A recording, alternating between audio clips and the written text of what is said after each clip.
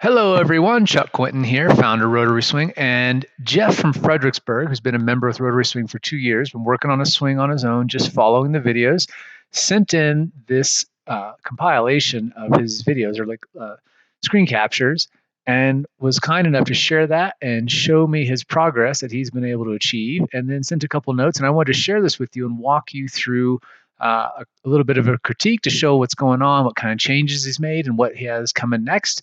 And I want to share with you what he said first. This is from his email. He said, even though I know I still have a lot of work to do, there really is no comparison. I'm hitting the ball longer and straighter than ever. I've been playing golf for over 40 years, and I've taken literally hundreds of lessons. I'm sure a lot of you can relate to that out there. Until Rotary Swing, I couldn't stop casting the club from the top, as you can see in the swing sequence images. Thank you so much for completely changing my game. When I first started with Rotary Swing, I purchased 2 full-length mirrors and began doing the drills with them in my basement over the winter. The mirrors are essential. There is no way to really know how your body is moving without that visual feedback. I know you say this all the time, but this is definitely one of the major keys to learning the golf swing.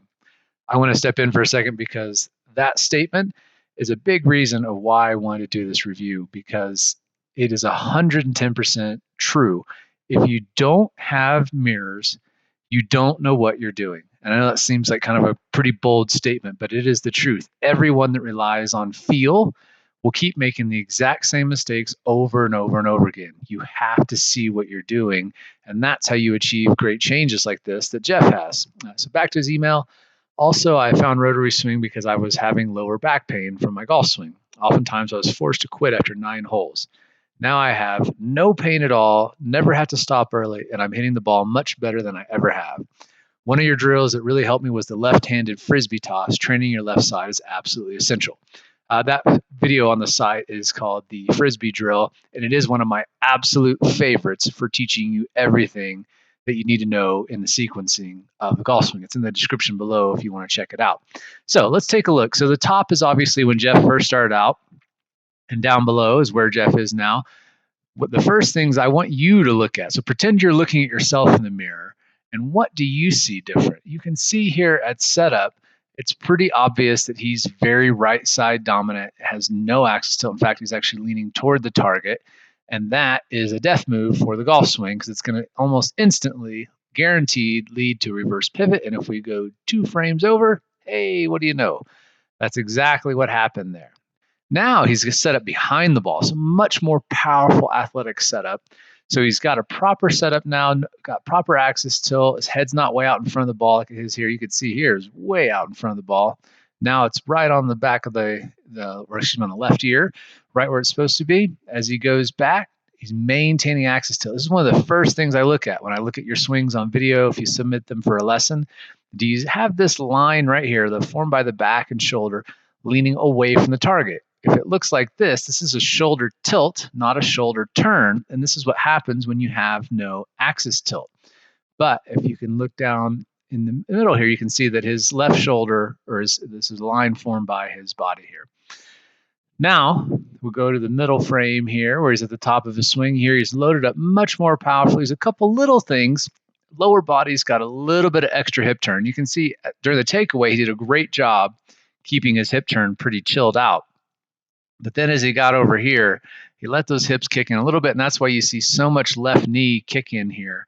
And that's a little bit of extra hip turn, and that tends to lead to some other issues that can happen in the downswing. But for now, that would be one of the big things I would talk about is minimizing that hip, not minimizing, you need hip turn, of course, but you've got to reduce it a little bit because the further you turn your hips going back, the further you got to turn them coming down, and that leads to a lot of sequencing and timing issues because they have to move very, very fast. So now, this frame is obviously maintaining a ton more lag. Here he was casting the club. Left arm's broken down here, but he mentioned in his email that he's working on that, so we're making progress there. Now, this is one of the things as we get into this frame that I tend to see quite a bit when golfers tend to overturn their hips a little bit and then push really hard off the right leg to try and get those hips back around, get them back to open. And you'll see just a little bit that left knee is out past the ankle. I don't like seeing that because can lead to some hip issues, some knee pain, all kinds of things like that that are totally avoidable. But the big thing that you should take away from this is look at the difference in his wrist angle. Look at how much leverage he has built up in that right wrist versus the top frame where he's completely cast the club. In fact, that should be basically be impact. He's got nothing left to hit with. There's no stored energy left. So he's just got to kind of scoop and drag the club through. And in his case, as you see in impact, his hands are way behind the ball when he started. And now they're way in front of the ball. Massive, massive difference.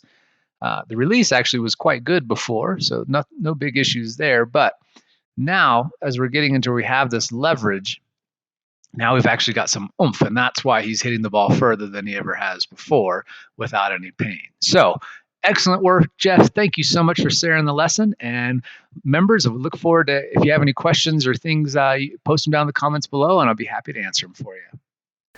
I hope you enjoyed these couple quick tips and they help you become a more consistent golfer. But if you're ready to take your game to the next level, I want to offer you something else completely free that we've never done before, and that is our RST 5-step introductory course that will walk you through Rotary Swing's proprietary learning movement that's helped hundreds of thousands of golfers around the world become more consistent and more powerful ball strikers.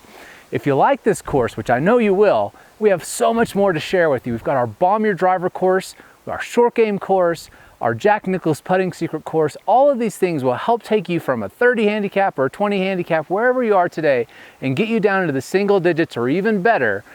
All you have to do is click the link in the description. You'll get started right away. You're going to start being able to see these videos that are going to help you learn how to become a more consistent ball striker and learn the secrets to how the tour pros use their bodies instead of just their arms and hands to become powerful and a consistent ball striker. And best of all, you can do these drills anywhere, anytime. That's right, they can be done indoors. In fact, it's more productive, as you'll see in our introductory video. So if you're ready to get started, click the link in the description and let's start making you a much more consistent ball striker.